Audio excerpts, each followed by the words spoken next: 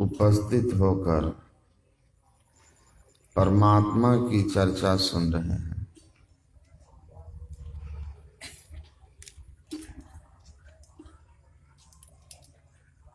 हमारे जीवन का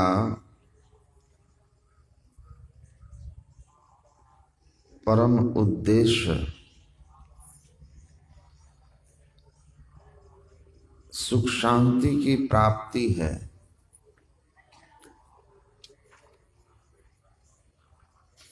और सुख शांति की प्राप्ति के लिए ही हम लोगों का अनादि काल से, जब से सृष्टि में हैं, प्रयास रहा है। लेकिन हम जिस तरह के सुख को, शांति को पाना चाहते हैं, उस सुख शांति से अब तक हमारा परिचय नहीं हुआ।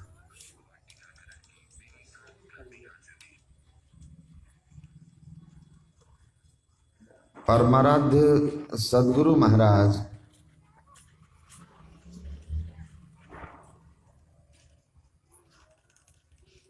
कहते हैं कि शांति का प्रेरण मनुष्यों के हृदय में स्वाभाविक ही है। प्राचीन काल में ऋषियों ने इसी प्रेरण से प्रेरित होकर इसकी पूरी खोज की और इसकी प्राप्ति के विचारों को उपनिषदों में वर्णन किया। शांति की प्राप्ति का प्रेरण मनुष्यों के हृदय में स्वाभाविक ही है। हमारे हृदय में जो शांति पाने की प्रेरण है, जो अंदर से शांति का एक मांग है, जो एक कामना है, एक इंस्पिरेशन है, इंस्टीट्यूशन है कि हम शांति पाएं, गुरु महाराज कहते हैं कि यह स्वाभाविक है, नेचुरल है। यह स्वाभाविक क्यों है? शांति का प्रेरण मनुष्यों के हृदय में स्वाभाविक है, तो यह स्वाभाविक प्रेरण क्यों है? अगर इस स्वाभाविक प्रेरण को हम समझ लें तो स्वाभाविक सहज रूप से हम समझ पाएंगे कि हम अनादि काल से जिस शांति को खोज रहे हैं, जिस सुख को खोज रहे हैं, उस सुख को क्यों नहीं पा सके। तो शांति का प्रेरण स्वाभाविक क्यों है, नेचुरल क्यों है?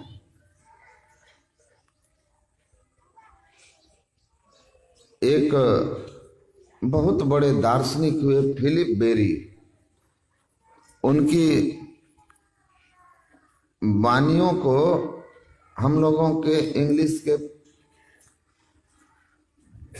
कोर्स में पढ़ाया जाता था।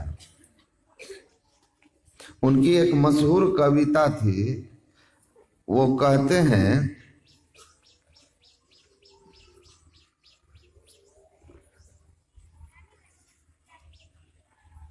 कि यह जो संसार है, इस संसार में हम सब आए हैं और यहाँ मौज मस्ती आनंद पाना चाहते हैं और इसके लिए प्रयास भी करते हैं। तो वो, लेकिन हमारे जीवन में मौज मस्ती आनंद सुख शांति की प्राप्ति होती नहीं या मिलती नहीं। इसका कारण क्या है? तो उन्होंने कहा, all that is solid melt into air, one who earns also empty returns. Nature permits only to eat, drink, and be merry, never think to carry. So know nature, be natural, follow the truth, you will find in return more than truth. इसका अर्थ यही है कि आप संसार में जो कुछ भी देख रहे हो, ठोस पहाड़ भी एक दिन विखंडित हो जाता है, हवा में विलीन हो जाता है। इस संसार में जो सबसे अमीर आदमी होने का स्वप्न देखा और अमीर होकर के इस दुनिया से गया, वह भी खाली गया, खाली गया। कबीर साहब कहते हैं ना, सोने के महल रुपए के छाजा छोड़ी चले नगरी के राजा। आवत संग न जात संगाती, काह भय दल बांधे हाथी। आ कहे कबीर अंत की बारी, हाथ झारी जो चला जुआरी। हाथ झारी जो चला जुआरी, हारा हुआ जुआरी की तरह वो भी लौटेगा जिसने बहुत जमा किया है। यह जो परमात्मा की बनाई हुई सृष्टि है, इसमें कुछ लेकर भौतिक पदार्थ को जाने की व्यवस्था नहीं है, इसीलिए वो भी न कुछ ले गए जो दुनिया के माली थे। और सिकंदर जब चला तो दोनों हाथ खाली थे।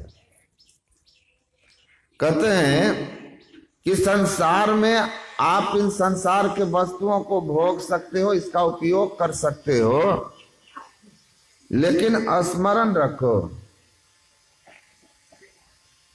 अगर आपने इस प्रकृति के मर्म को समझा, अगर आपने प्रकृति के रहस्य को समझा, अपने को स्वाभाविक अवस्था में ले गए। आपका स्वाभाविक अवस्था क्या है? शांति का प्रेरण। मनुष्यों के हृदय में स्वाभाविक ही है।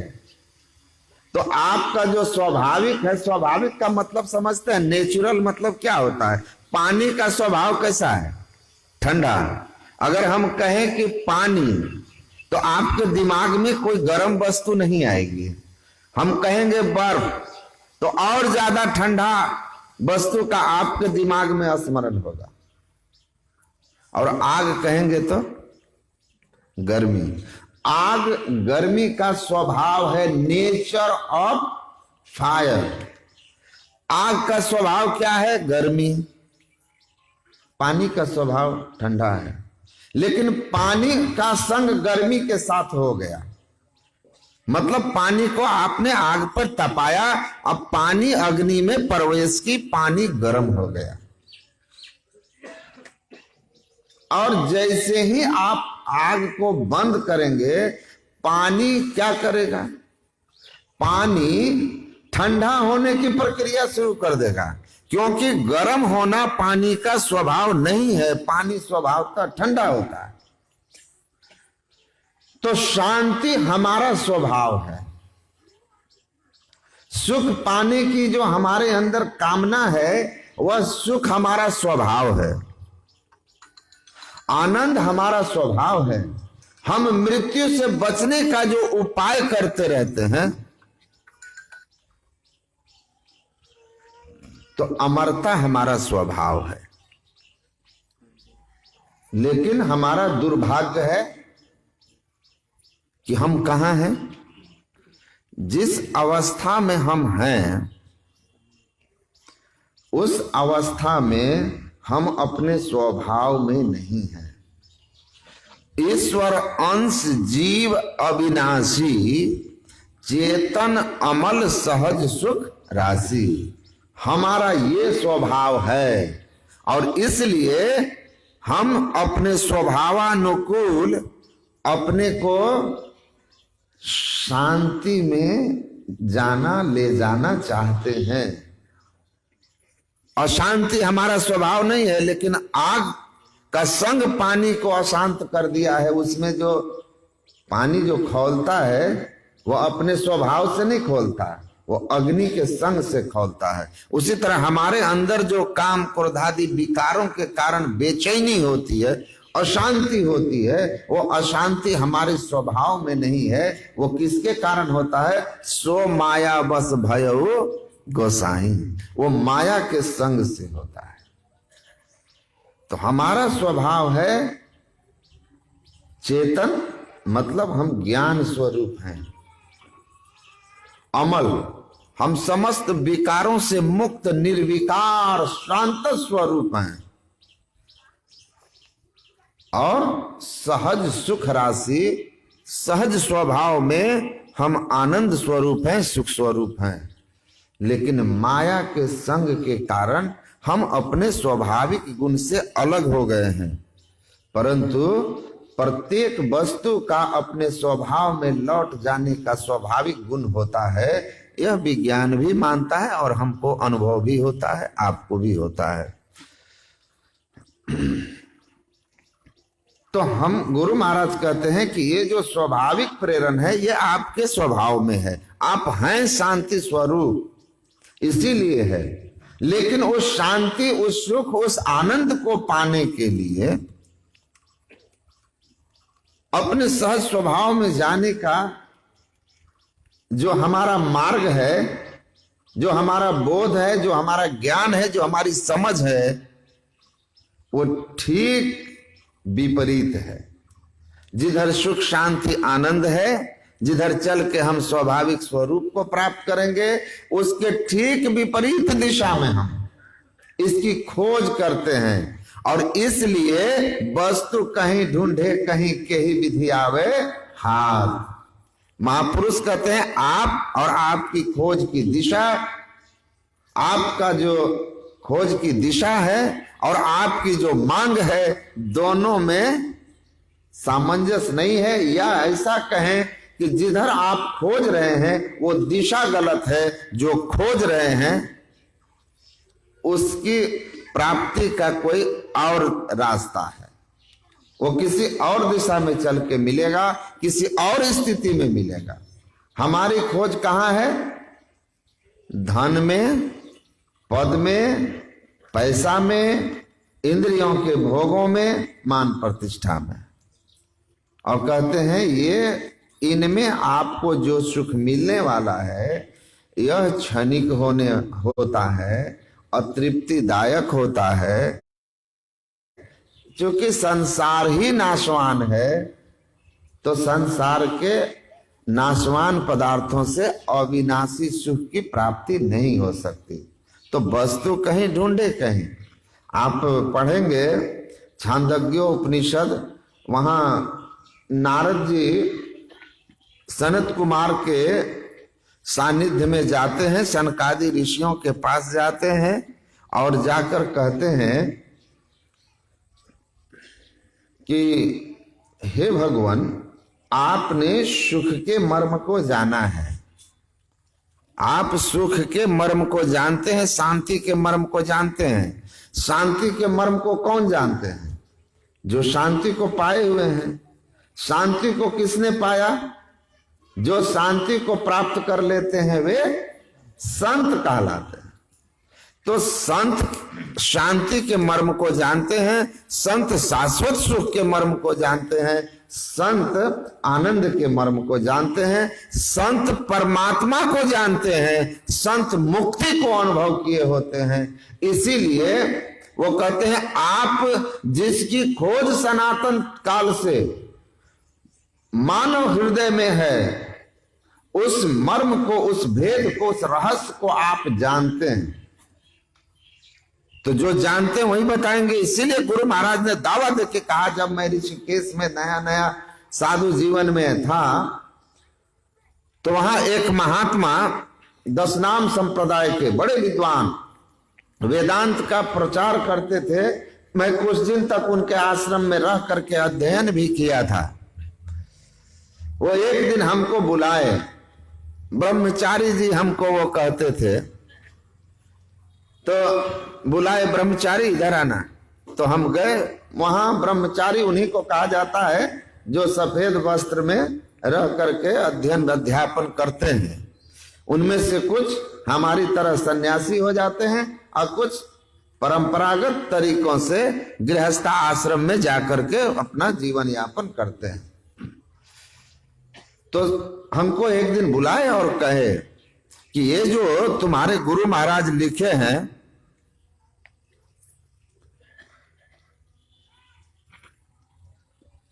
कि बिन संत मता बिनु गति नहीं, सुनो सकल दे कान, और जो चाहो उद्धार को बनो संत संतान। और फिर एक पंक्ति है,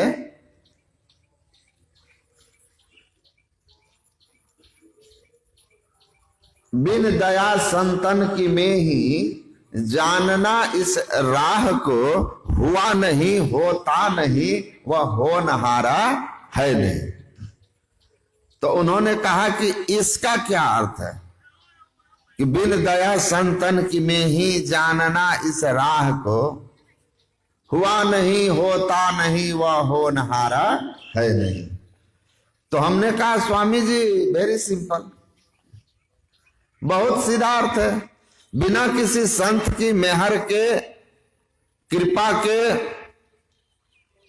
वह रास्ता जो ईश्वर की ओर जाता है, जिस रास्ते पर चलकर जीव को शांति सुख मुक्ति ईश्वर की प्राप्ति होती है, वो संत के कृपा के बिना आज तक न कोई जाना है, न कोई जान सकता है, न कोई जानेगा।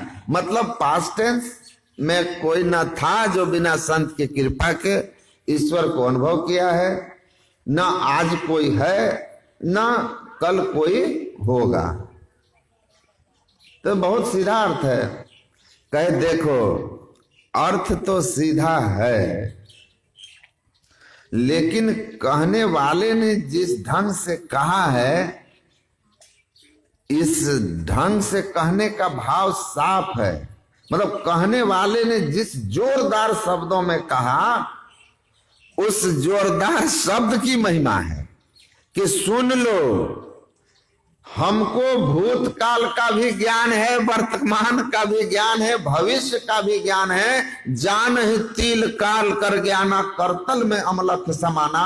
अगर ठीक से इस वाणी को समझो तो ऐसा महसूस हो जाएगा कि ये जो तुम्हारे गुरु महाराज जी है ना, ये छिपे छिपे अर्थ में कह रहे हैं कि भूत भविष्य वर्तमान तीनों में काल मेरे लिए प्रत्यक्ष है, मेरे लिए प्रत्यक्ष है। तीनों काल जानता हूं और तीनों काल में बिना संत के कृपा के कोई मुक्त नहीं हुआ। ये बड़ी ऊंची बात है। तो हमने कहा कि हम तो अभी नए हैं, आप पुराने वेदांती हैं, आपकी इतना मेरी समझ कहां से होगी। भगवान करे ये समझ आपकी ऐसी ही बनी रहे और आप एक दिन वेदांत जिसको पढ़ाते हैं उस वेदांत को अनुभव करने के लिए संत मत की साधना सीख लें। क्योंकि आप तो सुन ही लिए कि आप कितना भी धर्म ग्रंथों को पढ़ ले, लेकिन यमराज नचिकेता से कहते हैं कि यह जो ईश्वर का बोध है, जो ज्ञान है, उसकी प्राप्ति है, वह बाहर ग्रंथों के पढ़ने से सुनने से उसकी प्राप्ति अनुभूति नहीं होती है। होती है अनुभूति साधन करके। छोटो बड़ो न घटी बढ़ी, आप ही सब प्रकाश, अकह मलुक अनादि हरि, साधन को विश्वास। साधना करने वाले को जब अनुभूति होनी शुरू होती है तो ईश्वर के प्रति उसका विश्वास बढ़ते जाता है और अंततः ईश्वर मिल जाते हैं, उसका जीवन का कल्याण हो जाता है।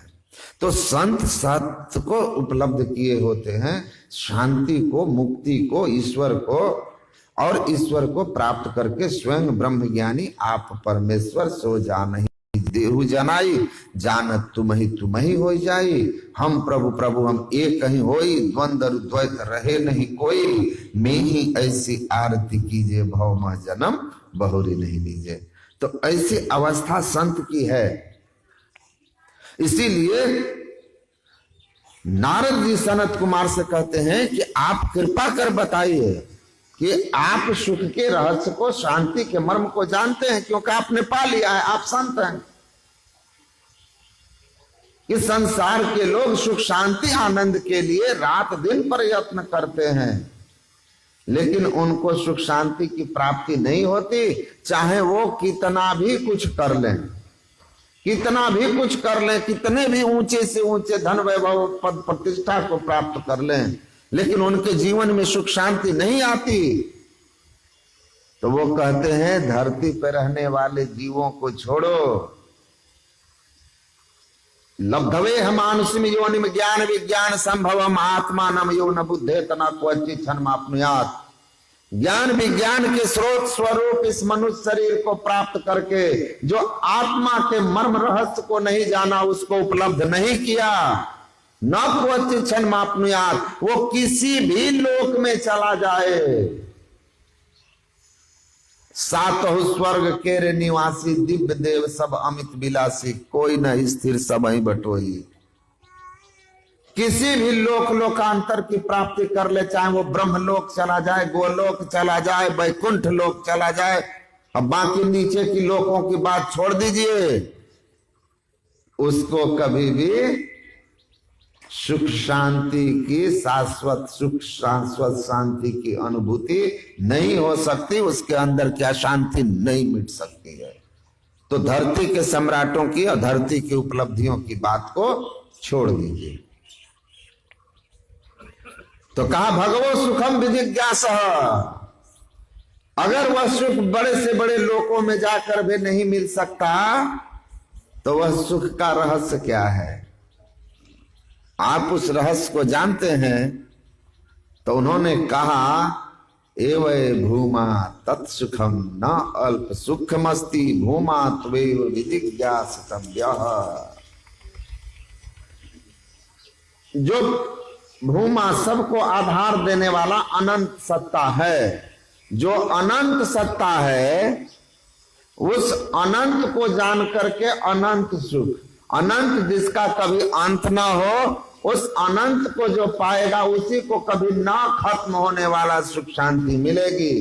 और जिस संसार को तुम जानते हो, ये तो सीमित है, संसार ससीम है, यह उत्पत्ति विनाशशील है, इसलिए सीमाओं में रहने वाला उत्पत्ति विनाशशील स्वभाव वाला पर महात्मा के द्वारा उत्पन्न इस संसार को पाकर के कोई असीम अनंत शाश्वत स्थिर सुख शांति को नहीं पा सकता है। इसीलिए हे नारद, अगर असीम अनंत सुख शांति चाहिए तो अनंत को जानो, वही अनंत जो है परमात्मा है। एक कहते ना, जो परम तत्व आदि अंत रहित, आदि अंत रहित जो होगा वही अनंत होगा, कहीं से शुरू नहीं, कहीं से खत्म नहीं।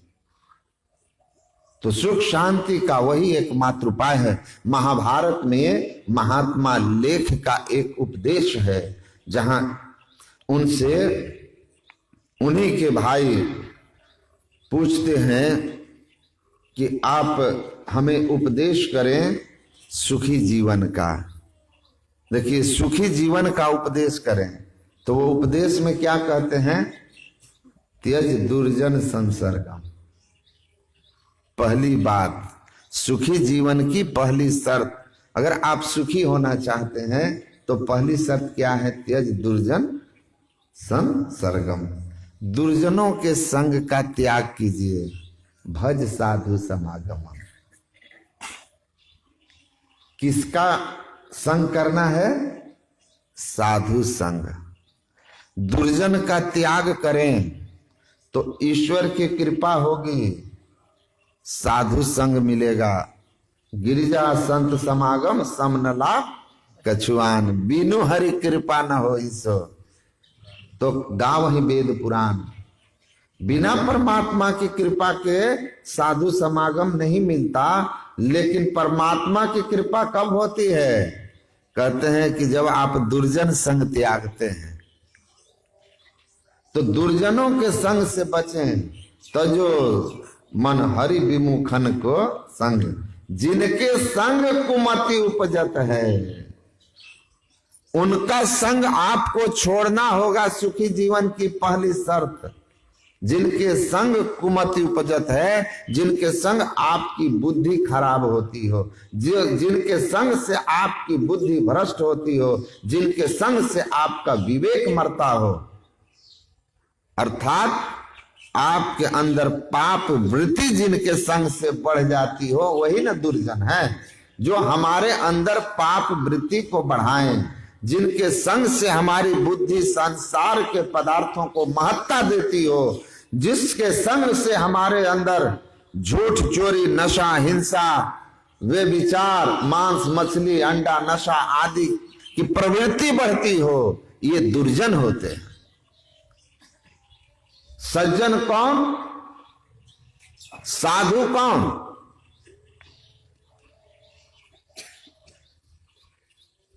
महर्षि पाणिनि जिन्होंने संस्कृत के व्याकरण की रचना की, भगवान शिव को प्रसन्न करके, वो महर्षि पाणिनि लिखते हैं सत्व प्रधाना साधु हो, जिसमें सतोगुण की प्रधानता होती है। सतोगुण वाला व्यक्ति कैसा होगा? दैवी संपदा वाला, झूठ, चोरी, नशा, हिंसा, वे विचार और इन तमाम वस्तुओं को त्यागने वाला होगा, जो अभक्ष हैं, जिन वस्तुओं के खाने पीने से हमारी बुद्धि भ्रष्ट होती हो, हमारी सोच में विकृति आती हो, हमारे संस्कार में मलिनता हो, ऐसे किसी भी वस्तु का वो जीवन में कभी सेवन नहीं करते। सदाचार में दृढ़ रहते हैं, ईश्वर भक्ति पर भरोसा रखते हैं और ईश्वर की भक्ति नियम से करते हैं।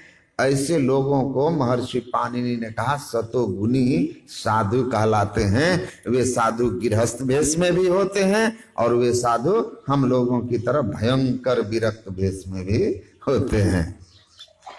तो गृहस्थ और विरक्त दोनों जगह होंगे, लेकिन संग किनका करना है?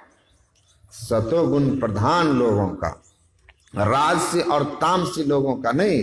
तो कहते हैं सुख खोज रहे हो, हे भाई, अगर सुख की खोज में हो, शांति की खोज में हो, आनंद की खोज में हो, चाहते हो जीवन हमारा दुख मुक्त हो, तो आपको क्या करना होगा? हरि विमुखन का संग त्यागना होगा।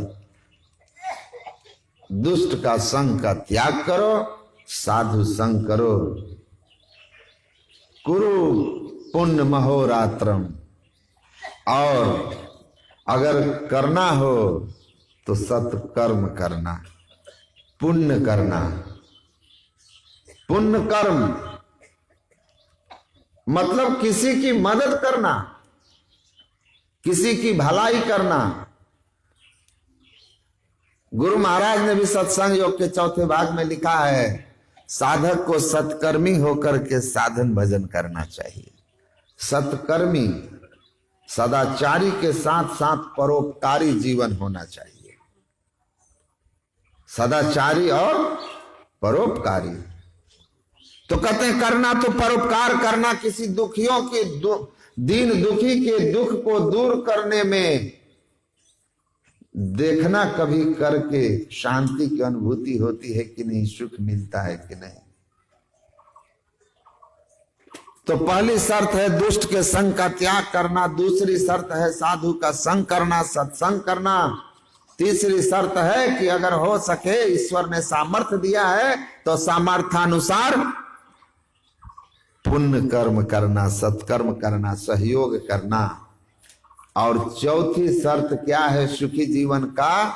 अस्मर नित्य नित्यतः, नियमित रूप से जो शाश्वत सनातन नित्य रहने वाली सत्ता है, जिसको ब्रह्म ईश्वर कहते हैं, उसका भजन करना, ध्यान करना नियमित रूप से। और यही चार बातें तो संत मत में बताई जाती है। जो महर्षि लेख ने अपने भाई को महाभारत में उपदेश किया। यही उपदेश तो हम लोग के गुरु महाराज ने संतमत सत्संग के नाम से प्रचारित किया कि सत्कर्मी बनिए, सत्संग कीजिए, दुर्जन संग से बचिए और नियमित ध्यान कीजिए। ये सुख का मार्ग है। नित्यतः नित्य कौन? तो नित्य कौन है? सदा रहने वाला कौन है? ईश्वर। प्रकृति तो बनती बिगड़ती है, प्रकृति द्वारा उत्पत्ति लय होवे प्रभु की मौत से। तो नो नेचर, प्रकृति को जानो, ये उत्पन्न हुई है, एक दिन नष्ट होगी, इसलिए बी नेचुरल। बी नेचुरल का अर्थ हुआ कि स्वभाव में आ जाओ। संसार जमा करने के पीछे स्वभाव में स्थिर होने के लिए जो ध्यान साधना है उसको मत भूलो, क्योंकि संसार nature never permits to carry. इस संसार के एक भी उपलब्धि तुम लेकर नहीं जा सकोगे, ना ही संसार की उपलब्धियां तुम्हें वो शांति दे सकेगी जिसकी प्रेरणा तुम्हारे अंदर में है, जिसकी खोज है तुम्हारे अंदर में। तो क्या करो? सत्य की खोज करो।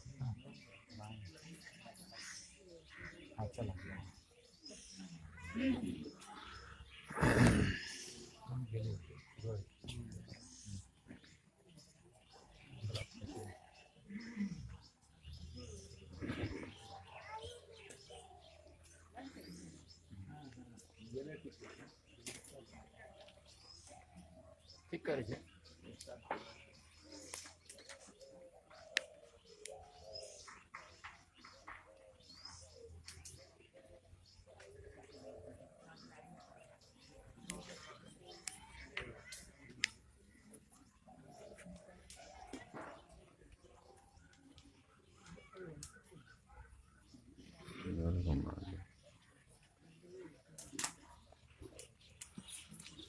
बिजली रानी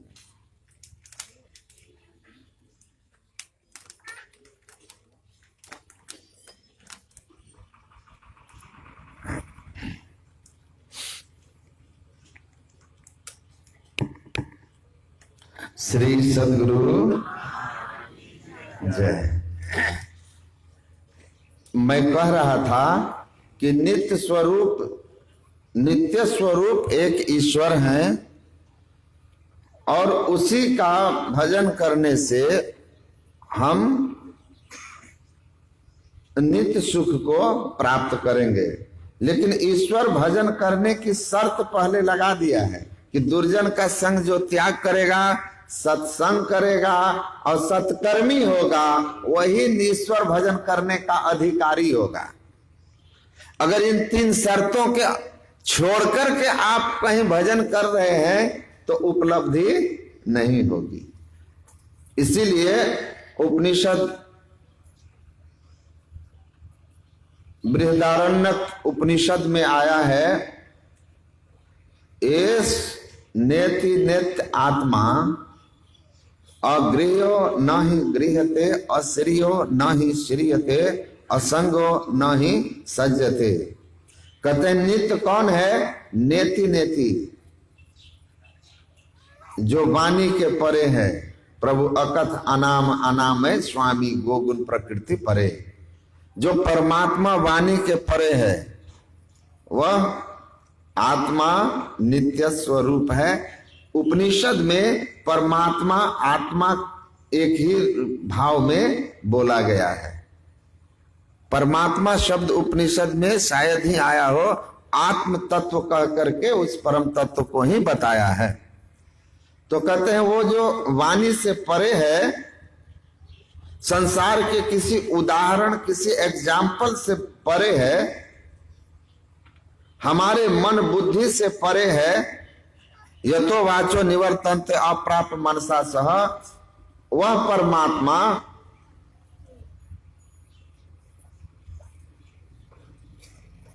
अगृह्यो न ही गृह्यते, वह जो नित्य स्वरूप है, वह नित्य स्वरूप अनंत सत्ता जो वाणी बुद्धि मन की परिधि से पहुंच से परे है, वह किसी इंद्रिय की पकड़ में नहीं आने वाला है। वह इंद्रियों की पकड़ से परे है।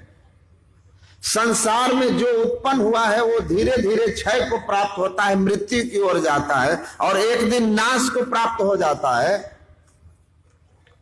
लेकिन वह कभी क्षय को प्राप्त नहीं होता।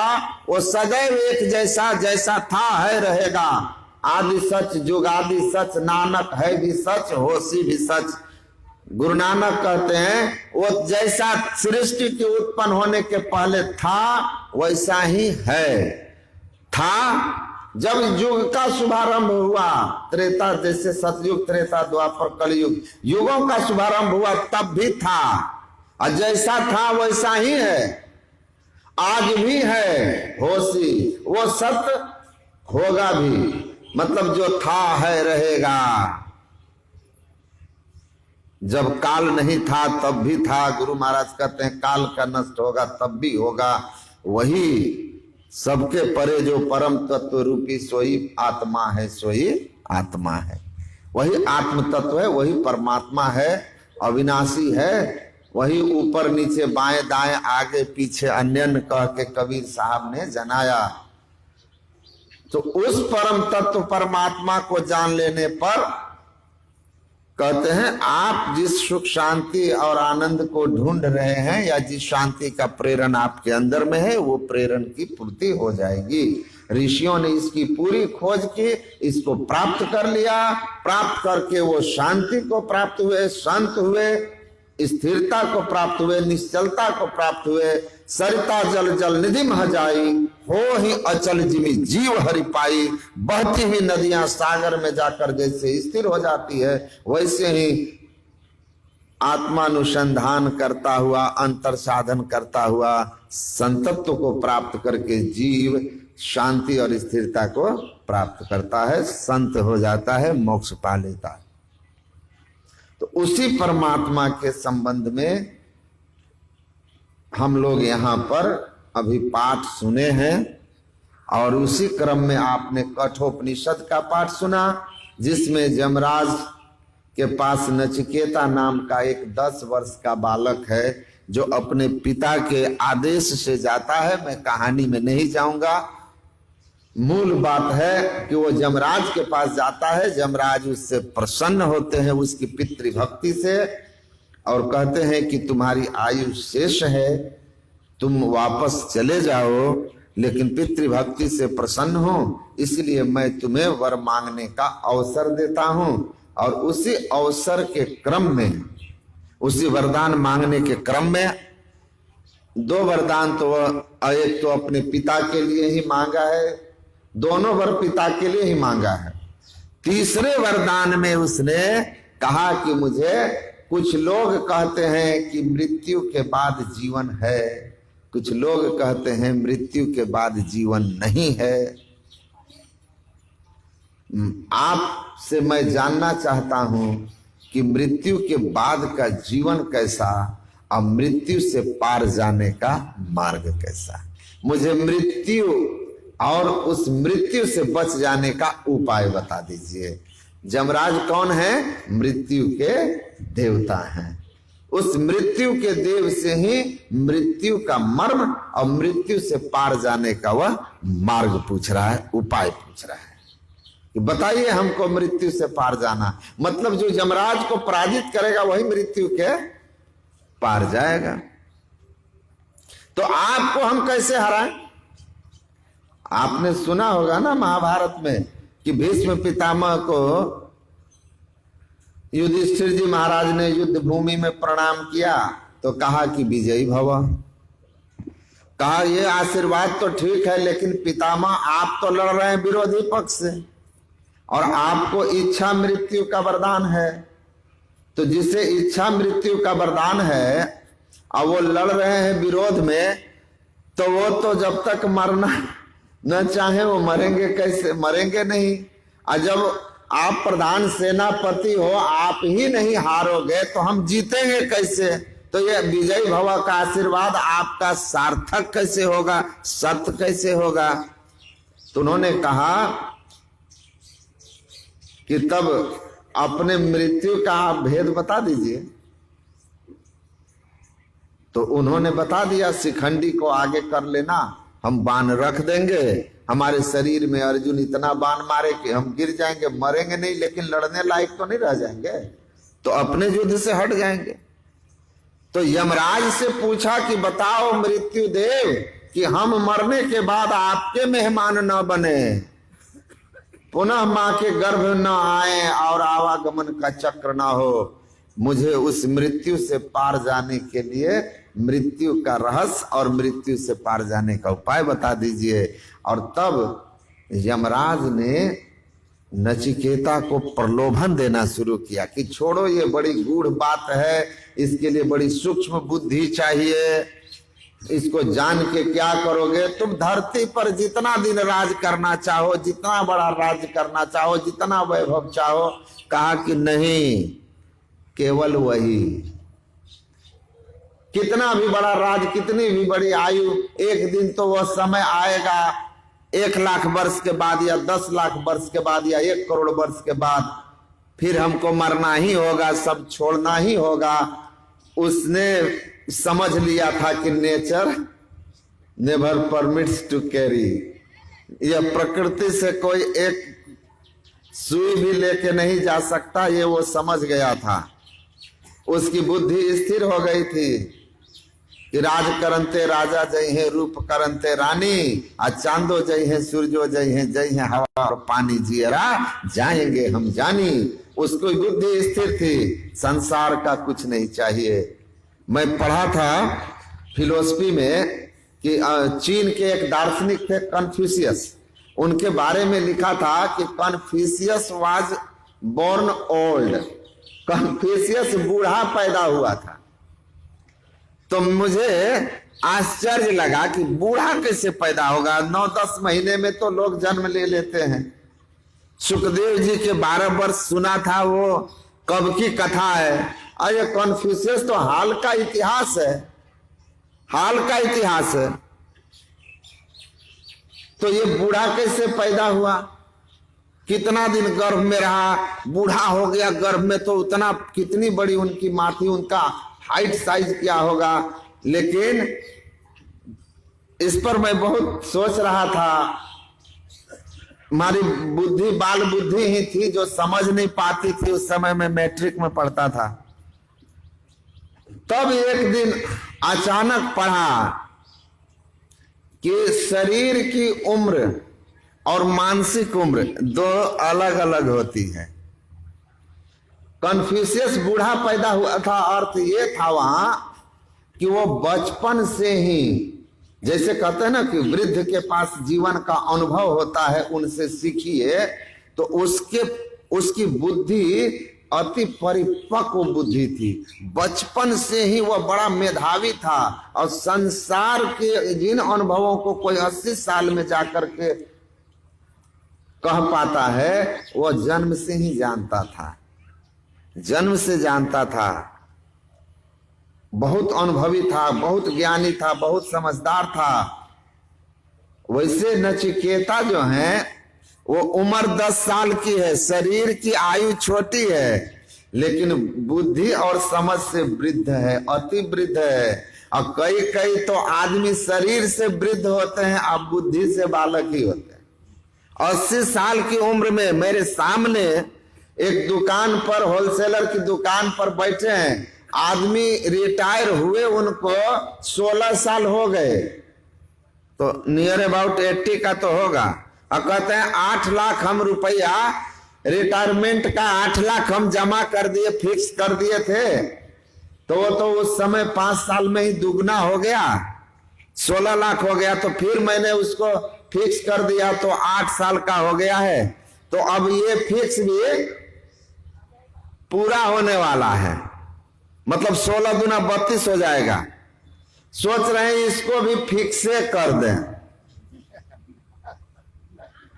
तो हम मन में सोच रहे थे कि ठीक ही एक दार्शनिक ने कहा, नीचे धरती पर बैठा हुआ आदमी 8 दूना 16, 16 दूना 32 जोड़ता रहता है, और ऊपर बैठा हुआ मृत्यु देव सांसों की घटती हुई गिनती गिनते रहता है कि तुम जोड़ो 16 दूना 32, 32 दूना 64, और वो कहता है अब 8 बच गया है, 8 बार और खींचो सांस। अब 7 बार खींचो, है ना। शिशुपाल कृष्ण को गालियां दिए जा रहा था, भगवान कृष्ण कहते थे 98, 99, 100, जैसे आगे बोला, कहा बस हो गया, यहीं तक गिनती, काम खत्म। तो हम लोग नीचे हम मन में सोच रहे, देखो इसको भी, ये भी वैसे ही गिने जा रहा है और ऊपर वाला भी गिने जा रहा है। अच्छा, तुम्हारा 32 होने के पहले हम तुम्हारा 32 दांत का झाड़ के ऊपर ले आएंगे। तो ये बालक बुद्धि है कि जब आपको जाना है तो अब क्या कर रहे हो भाई। 80 साल की उम्र के एक व्यक्ति बढ़ करके पाणिनि व्याकरण का द्वितीय करणी सूत्र रट रहे थे। जगत गुरु शंकराचार्य जी महाराज जा रहे थे, देखा, वो कहते हैं भज गोविंदम भज गोविंदम भज गोविंदम मूढ़ मते कृपया पारे पाहि मुमरारे नहीं नहीं रक्षति दुक्रिया करने। ये जो दुक्रिया करने सूत्र रट रहे हो ना, ये सूत्र भैया काम नहीं देगा। उम्र देखो, अपनी कब्र पर पांव लटके हैं, डेज आर नंबर्ड। अब इस सूत्र को रटने का समय नहीं है। भज गोविंदम भज गोविंदम, अब भगवान का भजन करो, ये भजन काम आएगा। अब ये सब छोड़ो। लेकिन गिन रहा है, नचिकेता वृद्ध है, दुनिया के किसी प्रलोभन में नहीं आकर कहता है मृत्यु के पार का स्वर्ग का राज कानो, स्वर्ग और स्वल्प अंत दुखदाई। पता है, सत्संग सुने हैं, सत्संग सुने हैं कि मनुष्य शरीर पाकर स्वर्ग पाया तो भी कुछ नहीं पाया, क्योंकि अल्प दुखदाई। ये नहीं चाहिए, केवल हमको मोक्ष चाहिए। साधन धाम मोक्ष का द्वारा पाई न जही परलोक संवारा। परलोक संवरना, मोक्ष संवारना है। मोक्ष का बात बताइए। अब गुरु महाराज कैसे बचपन में निकल गए, मैट्रिक के परीक्षा में ही ना लिख दिए, देह धरे का यही फल भाई भरिए भजिए राम सब काम बिहाई। तो मैट्रिक का एग्जाम देने वाला विद्यार्थी को इतनी समझ है। जब गुरु महाराज से पूछा आरा जिला में किसी ने कि आप इस उम्र में सन्यास क्यों ले लिए, गुरु महाराज कहते हैं मेरी उम्र उस समय 22 साल की थी जब मुझसे यह सवाल पूछा कि आप इस उम्र में इतना जल्दी सन्यास क्यों ले लिए। तो गुरु महाराज कहते हैं कि मैंने 3री क्लास में पढ़ा था। 10 साल के होंगे ज्यादा से ज्यादा, नचिकेता की उम्र के होंगे।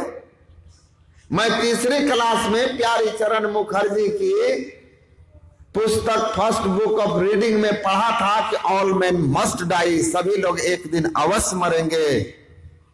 जब मैंने इसको पढ़ा तो ये शब्द मेरे मन पर अंकुश का काम किया, जैसे अंकुश की मार से हाथी सचेत हो जाता है। मैं प्यारी चरण मुखर्जी की इस पंक्ति से सचेत हो गया और मुझे लगा कि जब मरना है एक दिन तो मरने के पहले मृत्यु के मर्म को